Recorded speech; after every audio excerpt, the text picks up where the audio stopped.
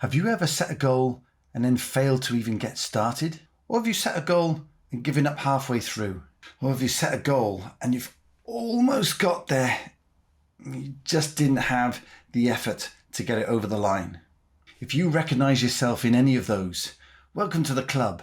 I think just about everyone has given up on a goal at some point in their lives. But today I'm going to help you fix that. I've got 7 ways for you to set a goal so that you'll actually stick to it. But before we get into that, smash the like button and subscribe to the channel, because one of my goals right now is to get 1,000 subscribers, because I know from there we'll have a platform to grow this and help a lot of people. So if you're interested in regular updates on how to make change happen in your life, then subscribe, and I'll see you here again next time. But for today, let's think about how do we set a goal and make sure that we're going to stick to it. So I'm going to share these 7 ways with an illustration of a goal that I'm working on right now. Can you tell what it is yet? I'm growing a mow. This is the 8th year I've done Movember, and I want to show you through the 7 ways that I do this, how you can stick to a goal as well. But if you're just a big fan of Movember like me and you want to donate, it's movember.com/m/simes, S-I-M-E-S. So let's get going. The first way is what I call chunked, and it's the first letter in an acronym. But chunked is literally just taking something that could be overwhelming if you just thought I've got to do all this at once. Chunked is breaking it down into sizable pieces that we can attack. And this really helps with that getting started thing, because if you chunk a goal down, it's obvious what the first step is, and make that first step really achievable, really easy. The second way is an A. Make it a big ask. Nobody's going to get incentivized by something that's really easy to do. That's just a task on a to-do list. A goal is something that needs to drive you and motivate you and excite you and make you think, crikey, if I could do that, that would be something. So really make it a stretch. Next up is R, reviewed. And I've got a really simple process here, which I call 3I. The first I is foresight. I've got an eye on the future. What's going to happen during the period of this goal? So for me, it was looking at my calendar for November, plotting out key dates when I'll be able to interact with people and engage with people and hopefully share with them what Movember's all about. The second I is the eye on the what's happening here and now, the insight. When you're inside the goal, look at what's going on.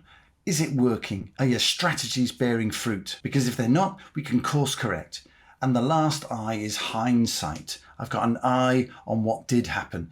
So for me, that's looking back over the previous 7 campaigns that I've run for Movember. Think about what aspects work. Think about how I can add to what I've done previously. And then we're into a secret power of goal setting, which is the W for written. A written goal has an extraordinary power, and don't ask me where it comes from. I remember writing a whole list of goals back in the early 90s, and then I lost that list. But 8 years later, I moved house, and in a box in the bottom, I found this list. I unfolded it. It's like, wow.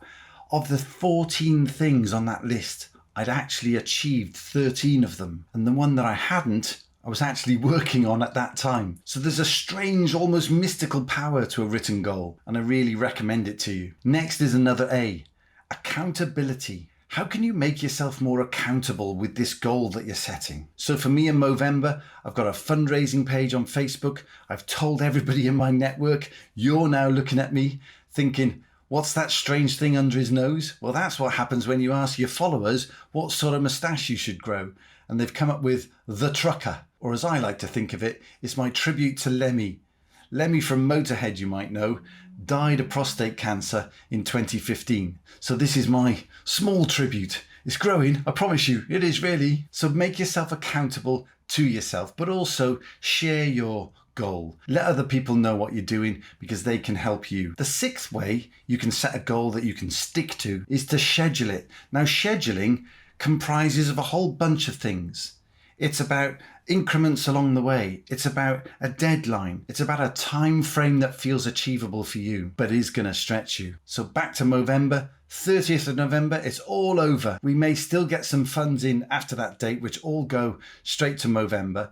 But in terms of campaigning, it all stops on 30th of November. But that commitment, I've set myself a target of £500 this year. That commitment and a date and daily things that I'm trying to do ensure that I've got the energy for my goal. Which brings me to the last one, the 7th way to ensure that your goals stick and that you achieve them. And that's H for honest. You know, a lot of people rationalize as to why they don't set goals or why they don't go out there and try and achieve some goals. But really, when you're rationalizing, you're only telling yourself rational lies. And I did this a couple of years ago. I didn't do Movember because I had on my agenda a couple of key meetings with people that I didn't think would appreciate a moustache in the environment that I was working. It sounded completely rational, sounded reasonable. Okay, I can understand people might think that way. But the reality is I was only kidding myself. I've got even more meetings this month.